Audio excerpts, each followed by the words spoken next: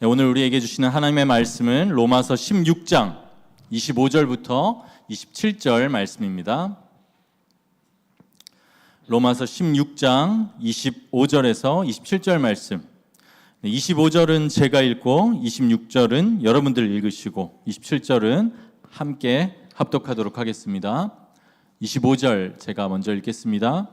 나의 복음과 예수 그리스도를 전파함은 영세 전부터 감추어졌다가 이제는 나타내신 바 되었으며 영원하신 하나님의 명을 따라 선지자들의 글로 말미암아 모든 민족이 믿어 순종하게 하시려고 알게 하신 바 그 신비의 계시를 따라 된 것이니 이 복음으로 너희를 능히 견고하게 하신 함께 읽습니다. 지혜로우신 하나님께 예수 그리스도로 말미암아 영광이 세세 무궁하도록 있을지어다. 아멘. 오늘 이제 로마서 16장입니다. 마지막 장이에요. 드디어 저희가 한 주에 한 장씩 다 다루지는 못했지만 계속 다루어 왔는데 이제 오늘 마지막 올해 3부 예배, 이제 다음 주는 세대통합 예배로 드려지거든요. 그래서 마지막 시간으로 마지막 로마서 말씀입니다. 계속 로마서로 설교를 쭉 따라오시면서 들으시느라고 여러분도 수고 많으셨습니다. 올해 들은 로마서 말씀이 여러분들이 복음에 대해서 조금이라도 더 깊고 명확하게 알 수 있는데 도움이 되었기를 바랍니다. 오늘 본문 통해서 두 가지 말씀드리려고 합니다. 첫째, 우리 신앙생활의 중심은 복음이다. 우리 신앙생활의 중심, 다른 것이 아니라 복음이다. 그리고 둘째, 오직 성경, 오직 예수 그리스도. 이 주제로 여러분들에게 말씀 전하겠습니다. 오늘 본문 말씀을 성경이 원래 쓰여진 헬라어 원어로 보면 한글 개역개정으로는 거의 제일 뒤에 있는 표현이 가장 앞에 있어요.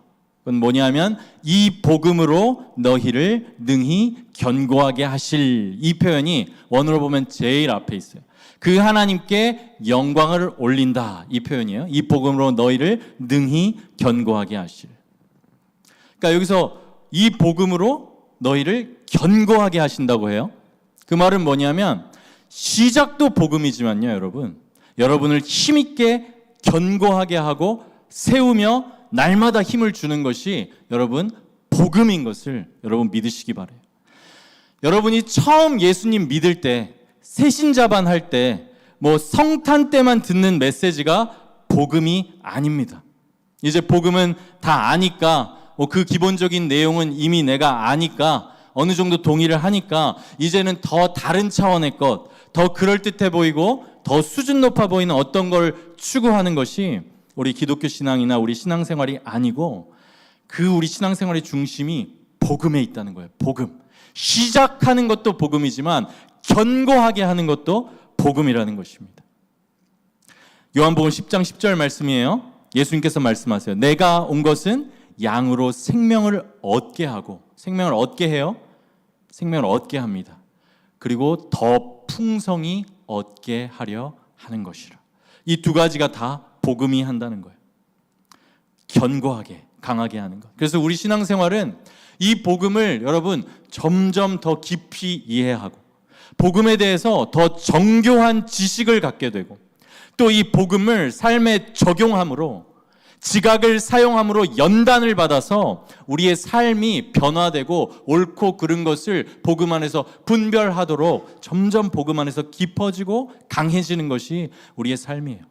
그래서 여러분 예배에 나오실 때 기억해야 되는 것, 물론 복음이라는 것은 삶에 적용되기 때문에 삶에 도움이 되는 메시지, 좋은 메시지를 들으러 오시는 것이지만, 여러분 교회에 주님께 예배드리러 와서 복음을 정말 들어야 한다는 것을 여러분 기억하시기 바라요.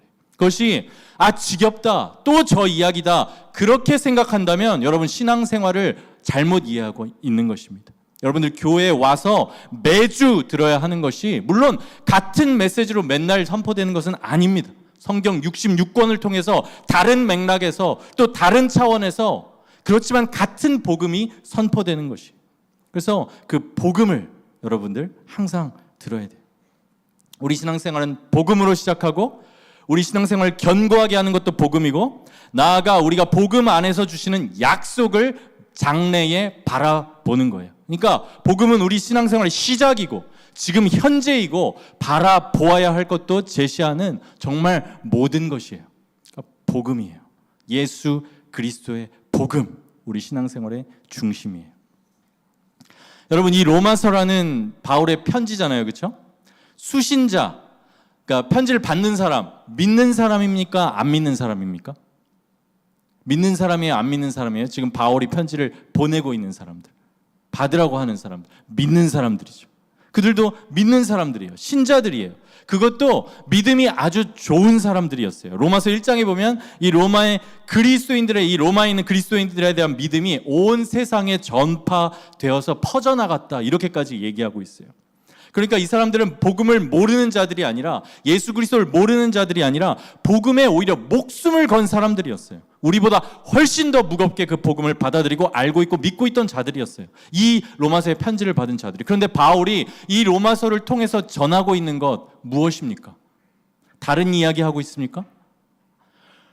그리고 바울이 그들을 간절히 만나보기를 원했던 것, 뭘 나누어 주기를 원해서 그랬던 것입니까? 그것도 예수 그리스도의 복음이었어요. 바울은 이미 믿음이 있는 사람들에게, 정말 굳건한 믿음을 가진 사람들에게 다시 한번 더 정확하게, 더 풍성하게, 오해하지 않도록, 그리고 그들의 삶에 더 구체적으로 적용될 수 있도록, 그 시대에 어떻게 살아야 하는지 복음에 비추어서 합당한 삶이 무엇인지 복음을 말씀했던 거예요.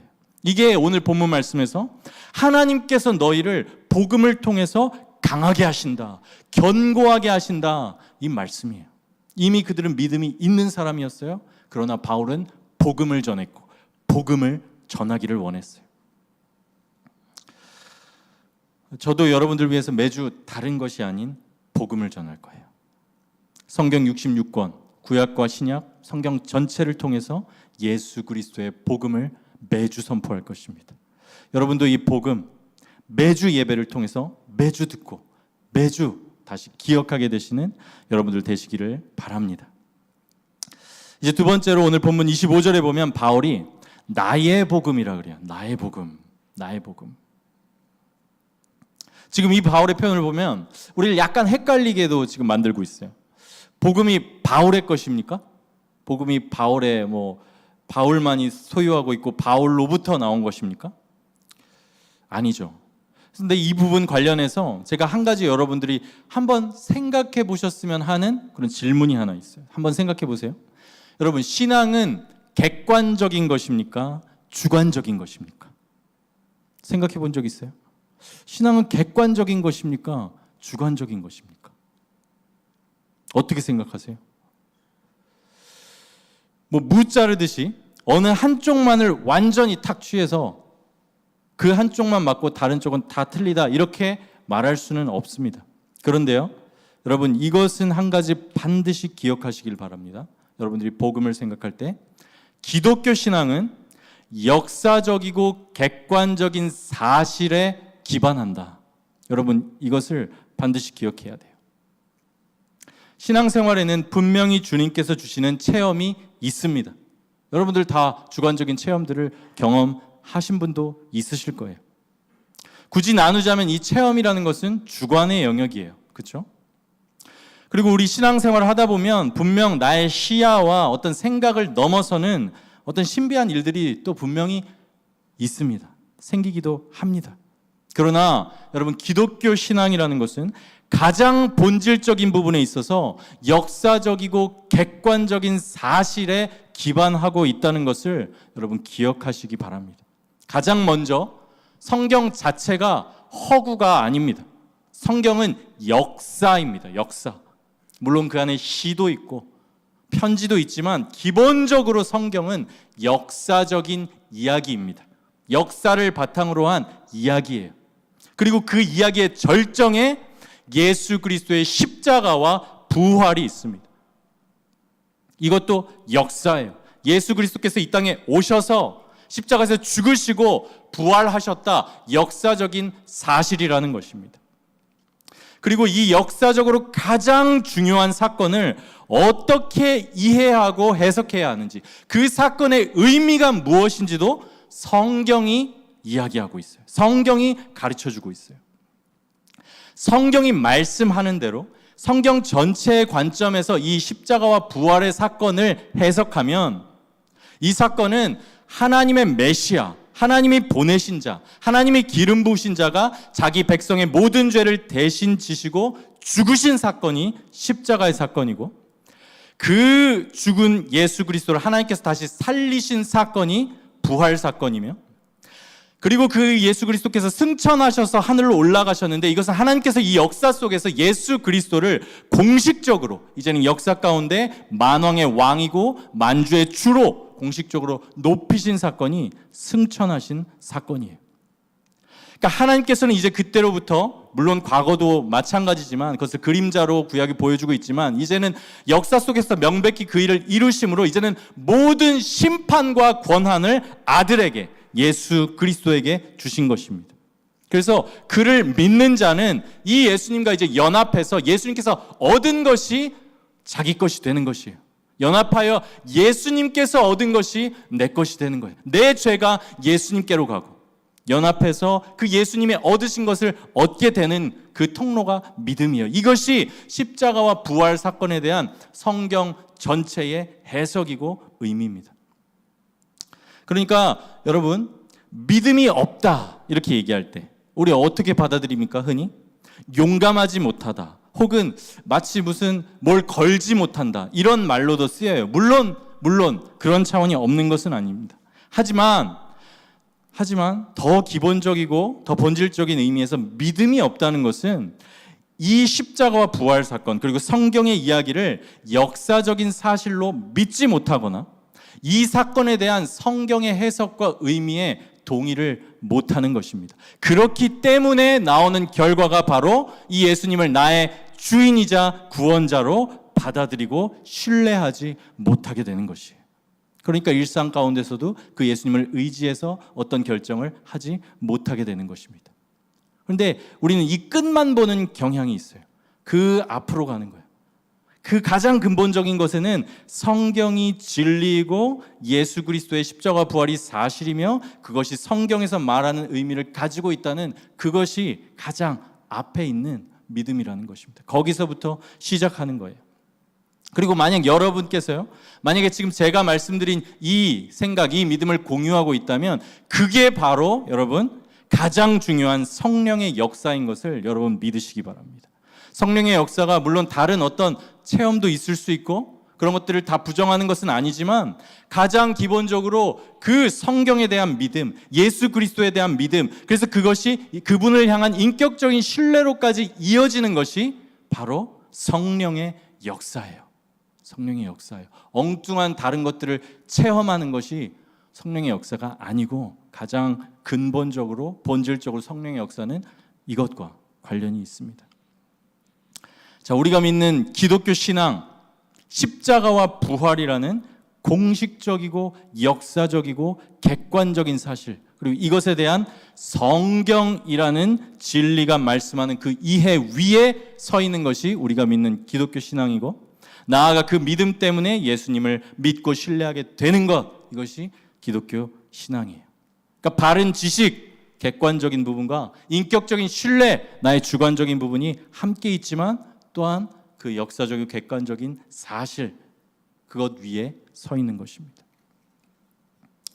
따라서 기독교 신앙이라는 것은, 믿음이라는 것은 제가 계속 강조했지만 나를 믿는 게 아니라, 내 느낌을 믿는 게 아니라, 내 확신을 믿는 게 아니라, 내 의지력이나 결단을 믿는 게 아니라, 어떤 신비한 힘을 믿는 것이 아니라 성경적인 진리에 대한 믿음이에요. 여러분, 이걸 구하셔야 돼요. 기도할 때 성경적인 진리에 대한 믿음. 기독교 신앙이란 성경적 진리에 대한 믿음이에요. 근데 사실 이 시대는요, 이것과는 정반대로 주장합니다. 이 시대의 사조, 그리고 철학적인 사조가 얘기하는 요지는 이것이에요. 객관적인 것, 절대적인 진리는 없다. 지금 이게 포스트 모더니즘 이후에, 그리고 모든 지금 이 세상을 지금 지배하고 있는 철학 사조고요. 이 모든 사상 위에 사실은 여러분들이 보는 드라마, 뭐 광고, 다 그런 것도 이 사조 위에 서 있습니다. 답은 없다. 네가 생각하는 것이 답이고 네가 느끼는 것이 진리다. 답은 하나가 아니다. 객관적이고 절대적인 진리는 없다라고 지금 이 시대는 말하고 있어요. 상대주의, 다원주의, 이것이 이 시대의 풍조예요. 그러나 그것은 기독교와는 정반대의 길입니다. 예수께서 말씀하십니다. 요한복음 14장 6절이에요. 예수께서 이르시되 내가 곧 길이요 진리요 생명이니 나로 말미암지 않고는 아버지께로 올 자가 없느니라. 성경만이 진리고요. 예수 그리스도만이 진리예요. 성경은 역사이고 예수 그리스도도 역시 실제로 역사 가운데 인간의 몸을 입고 이 땅에 오셨으며 십자가에 못 박히고 죽으셨을 뿐 아니라 다시 살아나셨어요. 그리고 영원하신 하나님, 완전하신 하나님께 나아갈 수 있는 유일한 길, 그 하나님과 교통할 수 있는 그 하나님의 형상, 하나님께서 영광스럽게 선하게 창조하신 그 아담의 형상, 아름다운 형상을 회복할 수 있는 길, 오직 참 사람이자 참 하나님이신 예수 그리스도께로 나아가는 것밖에 없어요. 그분을 믿는 자는 영생을 얻고 구원을 받습니다. 그리고 하나님 나라를 이 땅 가운데 누리고 이루옵니다. 그 사람을 통해서. 그리고 예수 그리스도, 지금 성경이 뭐라고 해요? 예수께서 이르시되 내가 곧 길이요 진리요. 예수님 자체가 진리라고 말씀해요. 그러니까 이 진리라는 것은 단지 지식이 아니라 인격적인 성질을 가져요. 인격적인. 그를 믿는 자는 어떤 성경의 교리적인 지식에 동의할 뿐만 아니라 영원히 그와 함께하며 인격적이고 신뢰의 관계를 그 예수님과 맺는 것이에요. 내가 곧 길이요 진리요. 내가 어떤 스테이트먼트가 아니라 어떤 진술이 아니라 예수 그리스도 그분이 진리예요. 진리는 인격적인 성질을 가지는 것이에요. 그분께로 나아가는 것이 진리예요. 여러분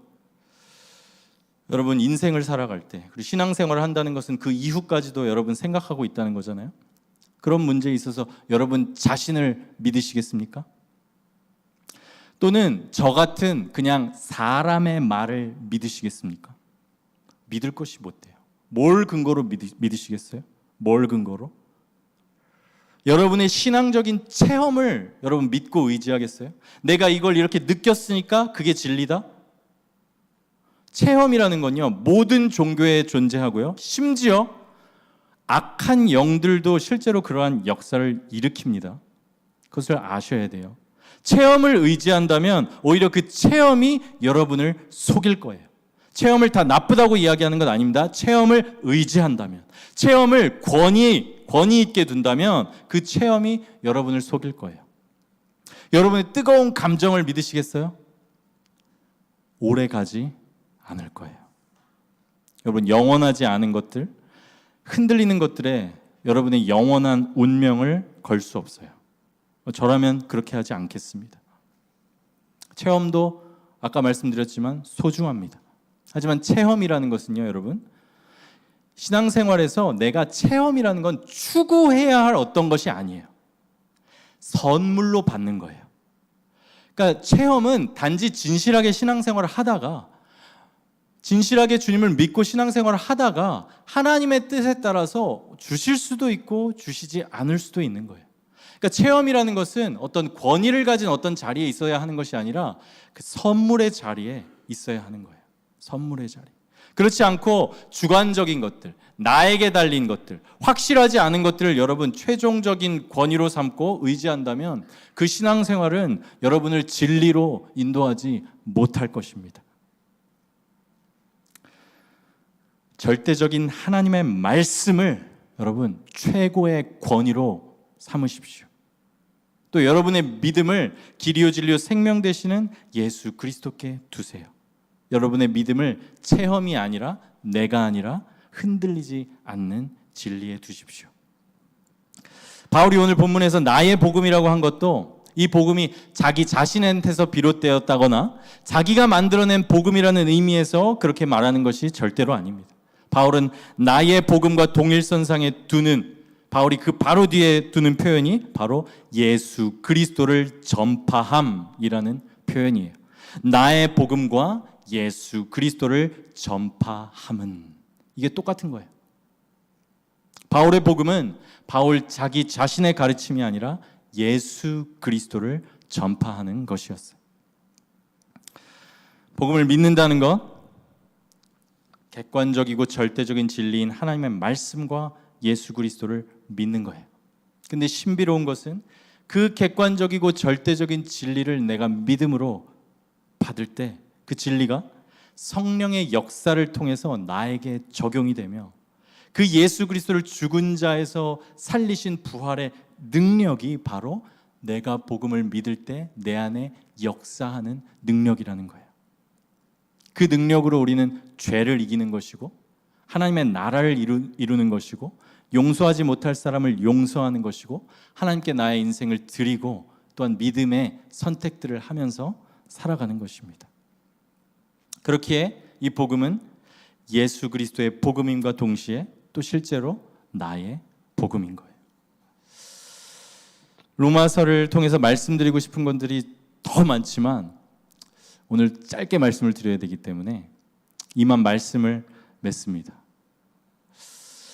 여러분, 신앙생활의 중심이 복음이라는 것을 잊지 마시고 오직 말씀, 오직 예수 그리스도를 최종 권위로 삼고 믿으시는 가운데 매일 말씀 향해서 나아가시기 바랍니다.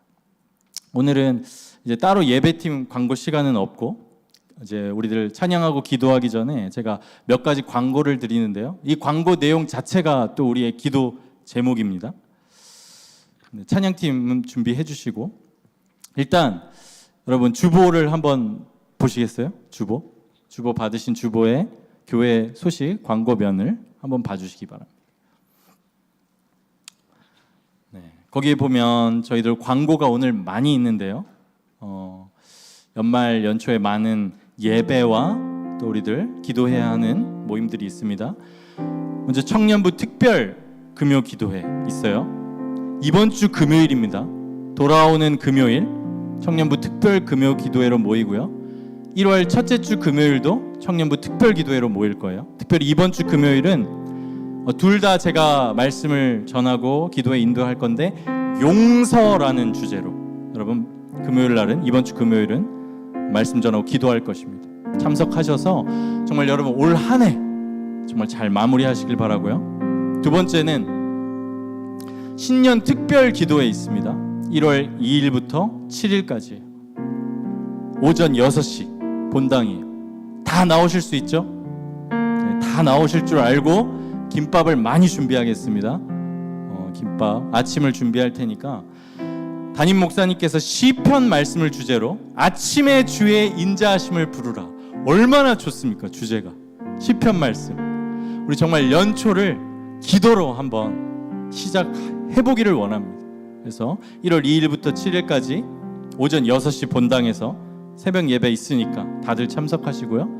또 이제 내일 오전 11시에 송구 영신 예배 있고요. 내일 오전 11시는 성탄 예배입니다. 성탄 예배 있고 그리고 12월 31일 오후 11시에 송구 영신 예배 있습니다. 다 오시고 특히 제가 말씀드리고 싶은 거 부모님이 우리 교회 안 다니시는 청년들도 다 나오세요. 아시겠죠? 부모님이 우리 교회 안 나오신 청년들도 다 성탄 예배 나오시고 송구 영신 예배도 나오세요. 예배로 성탄 아침 시작하시고 예배로 한 해 여러분 마무리하시기 바랍니다.